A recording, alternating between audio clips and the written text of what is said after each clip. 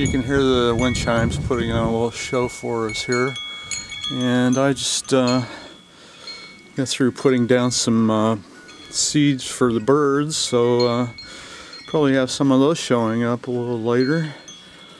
It's very cold out here and the wind chill is pretty nasty. My fingers are getting already numb, and I've only been out here for